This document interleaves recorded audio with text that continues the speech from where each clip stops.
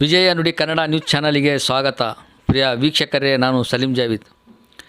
ವಿಜಯ ನುಡಿ ಕನ್ನಡ ನ್ಯೂಸ್ ಚಾನಲಿನ ವರದಿಯ ಫಲಶ್ರುತಿ. ದಾವಣಗೆರೆ ಜಿಲ್ಲಾ ಚಿಗಟೇರಿ ಆಸ್ಪತ್ರೆಯಲ್ಲಿ ಮಳೆ ನೀರಿನಲ್ಲಿ ನಿಂತುಕೊಂಡು ಔಷಧಿ ಪಡೆಯುತ್ತಿದ್ದ ರೋಗಿಗಳು. ಇದರ ಸಂಪೂರ್ಣ ವರದಿಯನ್ನು ನಮ್ಮ ವಾಹಿನಿಯಲ್ಲಿ ಪ್ರಸಾರ ಮಾಡಲಾಗಿತ್ತು. ಇದಕ್ಕೆ ತಕ್ಷಣಕ್ಕೆ ಸ್ಪಂದಿಸಿದ ಮಾನ್ಯ DS ಸಾಹೇಬರು ಹೊಸ ಮೇಲ್ಛಾವಣಿಯ ಸೀಟುಗಳನ್ನು ಹಾಕಿ ರೋಗಿಗಳಿಗೆ ಅನುವು ಮಾಡಿಕೊಟ್ಟ CG ಆಸ್ಪತ್ರೆಯ ಆಡಳಿತ ಮಂಡಳಿಯವರಿಗೆ ನಮ್ಮ ವಿಜಯ ನುಡಿ ಕನ್ನಡ ನ್ಯೂಸ್ ಚಾನಲ್ ವತಿಯಿಂದ ಹೃದಯಪೂರ್ವಕ ಧನ್ಯವಾದಗಳು.